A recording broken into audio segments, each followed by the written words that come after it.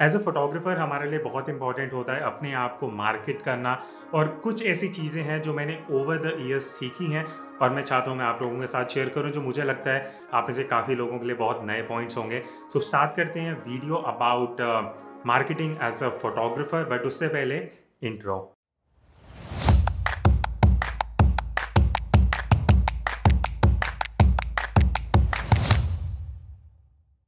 सबसे पहला पॉइंट जिसके बारे में मैं बात करूंगा वो है क्लिकिंग फोटोज फॉर फ्री। मतलब आपके साथ बहुत बार हुआ होगा, शायद आपको आपके फ्रेंड्स या कोई भी क्लोज हैं या कोई भी आपको अप्रोच करता है बोल के कि आप फ्री में शूट करोगे, तो बहुत बार हम वो अपॉर्चुनिटीज़ मना कर देते हैं। मेरे हिसाब से अगर स्पेशली अगर आप एक बिगिनर फोटोग्राफर हो, आप जस्ट प्रोफेशनली फोटोग्राफी करना स्टार्ट कर रहे हो, उस टाइम पे आपको मना नहीं करना चाहिए। उसके मैं आपको रीजंस देता हूँ। सबसे पहला रीज़न, मैंने भी कई शूट्स फ्री में करे हैं शुरू में, और उसका मेजर रीज़न रहा है लर्निंग एंड एक्सपीरियंस। बिकॉज जो आप कमर्शियल शूट करते हो, चाहे वो इवेंट्स हो, वेडिंग हो, फैशन हो, पोर्ट्रेट्स हो, कुछ भी शूट हो जहाँ कुछ कमर्शियल काम हो रहा है या वो किसी ऐसी जगह पब्लिश होगा, चाहे वो ब्रांड के लिए या किसी इन्फ्लुएंसर के लिए अगर वो काम जा रहा है, सो वहाँ पे आप एज अ फोटोग्राफर बहुत एक्सपीरियंस गेन करते हो जो शायद नॉर्मली आप घर पे शूट करके नहीं करोगे। तो वो जो एक्सपीरियंस है वो आप स्टार्टिंग में फ्री में शूट करो, अपना पोर्टफोलियो बिल्ड करो। बिकॉज आज के टाइम अगर आप किसी पेड शूट के लिए जाते हो और आपके पास पोर्टफोलियो नहीं है, आप खुद सोचो, अगर आप किसी फोटोग्राफर को हायर कर रहे हो, उसके पास पोर्टफोलियो नहीं है, काम दिखाने के लिए नहीं है, तो आप उसे किस बेसिस पे हायर करोगे।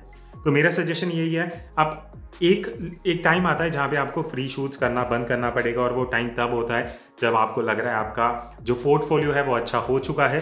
वो टाइम होता है जहाँ पे आपको अब शूट्स के लिए, फ्री शूट्स के लिए अपने आप को या अपने क्लाइंट को नो बोलना है। अब इसी पॉइंट से निकल के आता है मेरा सेकेंड टिप, जो कि है एक्सपोजर के लिए शूट करना बंद कर दो। बिकॉज बहुत बार ऐसा होता है, आपको कोई ब्लॉगर या कोई सेलिब्रिटी या कोई ऐसा ब्रांड आपको अप्रोच करेगा ये बोलकर कि आप मेरे लिए शूट करो, मैं आपका इमेज क्रेडिट दे दूंगा फ़ोटो में, चाहे वो मैगजीन में हो, न्यूज़पेपर में हो या इंस्टाग्राम फेसबुक पे हो। मेरी बात मानो, वो जो एक्सपोजर है वो काम आपको नहीं आने वाला मोस्ट ऑफ द केसेस में, स्पेशली सोशल मीडिया पे। बिकॉज आप खुद सोचो, आप अगर कोई एक अच्छी फ़ोटो देखते हो किसी सेलिब्रिटी या इन्फ्लुएंसर की, क्या आप उसके डिस्क्रिप्शन में जाके उसका फोटोग्राफर का हैंडल देखते हो? और अगर आप वो हैंडल देखते हो, कि आप उसे फॉलो बैक करते हो? 1, 2 या 5% शायद होता होगा, उससे ज़्यादा ये रेशियो नहीं होगा। सो आप एक्सपोजर के लिए काम करना मेरे हिसाब से एक टाइम पे आगे आपको बंद कर देना चाहिए। इट्स बेटर आप उनको चार्ज करना स्टार्ट करो या आप उन्हें मना कर दो, बिकॉज उससे बेटर है आप अपने शूट्स करो। बिकॉज आप, अगर कोई आपसे काम करवा रहा है और वो उस काम से अर्न कर रहा है और आपको सिर्फ एक्सपोजर करेंसी में पे कर रहा है, तो वो एक्सपोजर करेंसी आपको बिल्स पे नहीं करेगी, आपका कैमरा और लेंस का रेंट पे नहीं करेगा। तो ये चीज़ बहुत इंपॉर्टेंट है। और रेंट की अगर मैं बात कर रहा हूँ, यहाँ से तीसरा टिप आता है, जो कि है कैमरा परचेज ना करो, रेंट करो एक हद तक, एक लेवल तक। बिकॉज जब आप स्टार्ट करते हो, आजकल स्पेशली मैंने देखा है, लोग स्पेशली कॉलेज में आते ही, यहाँ जिसको फोटोग्राफी स्टार्ट करनी है उसका माइंडसेट यही है कि मैं अपना कैमरा और लेंस लूँगा, और उसी में आप 2 और 3 लाख रुपए लगा देते हो। और एक टाइम पे आके अगर आपको उतना रिटर्न नहीं मिल रहा, आपके घर वाले परेशान होंगे, आपको डिप्रेशन हो जाएगा कि भाई मुझे रिटर्न ऑन इन्वेस्टमेंट नहीं आ रहा। तो इसीलिए मैं सजेस्ट कर रहा हूँ, मैंने भी ऑलमोस्ट 3 साल तक शायद शुरू के मैं रेंट करता था। जब मुझे कोई पेड असाइनमेंट आया, मैं कैनन 5D Mark III मैंने रेंट पे उठाया, 70, 224, 70 लेंस रेंट पे लिया, 1500, 2000 रेंट पे मुझे कैमरा, बॉडी और लेंस मिल जाता था। शूट करता था, अगर मुझे शूट का 10,000 भी मिल रहा है तो 8,000 मुझे सेव हो रहा है। तो स्टार्टिंग में आप कैमरा, लेंस, फ्लैश, एसेसरीज में इन्वेस्ट मत करो, रेंट करो। अपना एक बेसिक कैमरा रखो एज अ जस्ट एक बॉडी जिससे आप प्रैक्टिस कर रहे हो।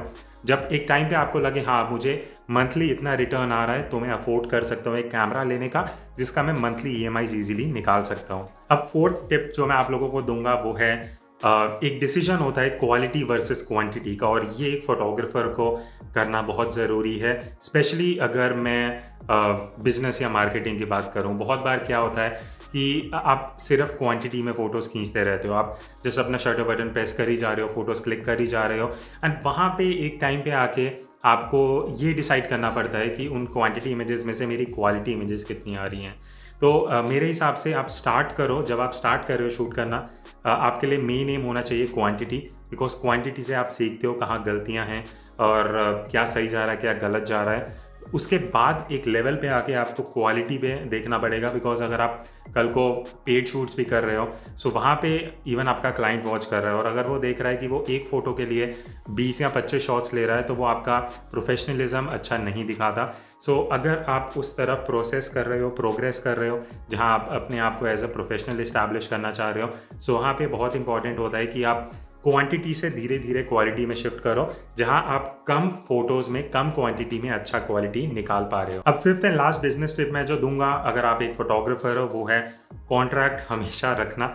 मेरे साथ तो बहुत बार हुआ है और एक बहुत बड़ा रीज़न है मैंने बहुत टाइम से कमर्शियल शूट्स नहीं करे हैं, बिकॉज चाहे वो आपके फ्रेंड्स हों, कोई क्लोजली रिलेटेड हो या आपका कोई भी कोलीग हो जिसके थ्रू आपको शूट्स मिल रहा है, अगर आप कॉन्ट्रैक्ट पे नहीं शूट करोगे कल को वो पेमेंट रोक सकते हैं, वो बोल सकते हैं फ़ोटोज़ अच्छी नहीं है, किसी भी बेसिस पे आपका पेमेंट रुक सकता है। और मैं ऐसे बहुत इंसिडेंट सुनता हूँ, ऑलमोस्ट हर महीने कुछ ना कुछ मुझे सुनने को मिलता है। मेरे साथ 5-6 या उससे भी ज़्यादा बार हो चुका है।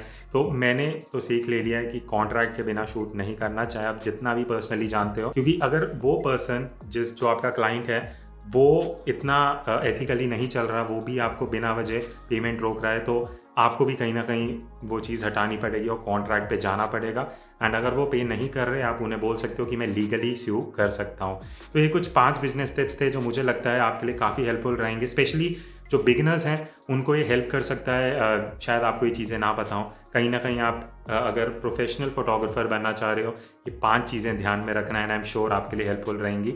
अगर ये वीडियो यूजफुल था do it the like button, subscribe कर देना चैनल को अगर आप इस चैनल पे नए हो, बिकॉज ऑलमोस्ट 60% ऐसे व्यूज़ आते हैं मुझे जो मेरे चैनल को सब्सक्राइब जिन्होंने नहीं किया हुआ, तो अगर उनमें से आप एक हो do it the subscribe button. मैं मिलता हूँ आपसे नेक्स्ट वीडियो में, तब तक take care and keep clicking, stay home stay safe.